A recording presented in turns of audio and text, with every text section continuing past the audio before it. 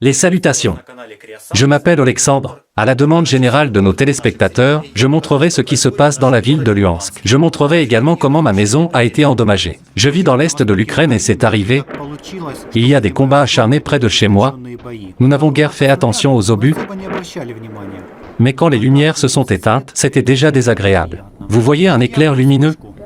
C'est un arc électrique sur une ligne à haute tension, ça a été bombardé. Ici on voit bien comment la lumière s'est éteinte et s'est allumée. C'est la ligne de secours qui s'est allumée.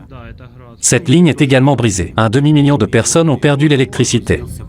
Il n'y a pas eu de lumière pendant 3 mois. Une nuit, je me suis réveillé d'une explosion d'une force terrible. Les murs de la maison ont tremblé.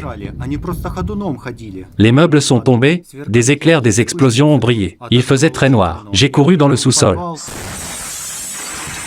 Les fenêtres se sont envolées. J'ai entendu des cris forts des voisins. J'ai entendu des sifflements, et puis j'ai s'est rendu compte que les voisins essayaient de boucher la conduite de gaz endommagée par des éclats d'obus. Le gaz pouvait exploser à cause des maisons détruites en feu. En quelques minutes, tout le ciel s'est illuminé en rouge de gros, des incendies à grande échelle. Ce n'est que le matin que j'ai réalisé à quel point les choses allaient mal. Non seulement les fenêtres se sont envolées, les murs se sont fissurés, le sol s'est effondré, la porte a volé hors de ses gonds. Quelque chose comme ça m'est venu. Sur le trottoir à proximité, j'ai vu un cratère d'obus. Tous les fils étaient coupés. La conduite de gaz était endommagée, mais elle n'arrêtait pas de fonctionner. Il se passait quelque chose de terrible dans les rues voisines la nuit. J'ai dû aller faire un regarder.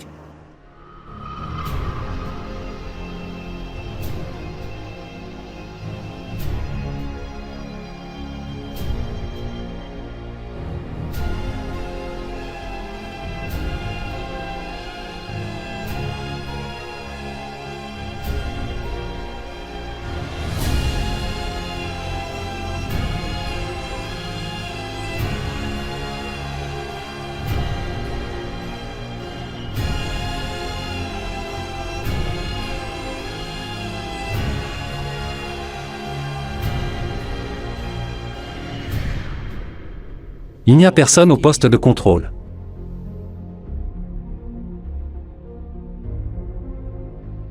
Notre station-service.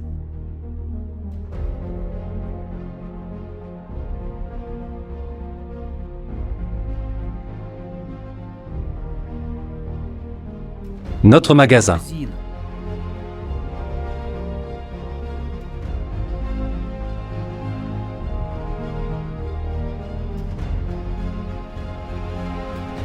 Mon école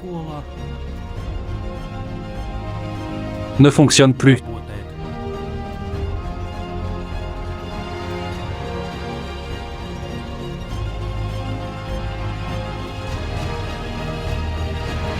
Des tranchées dans le jardin fleuries devant les fenêtres.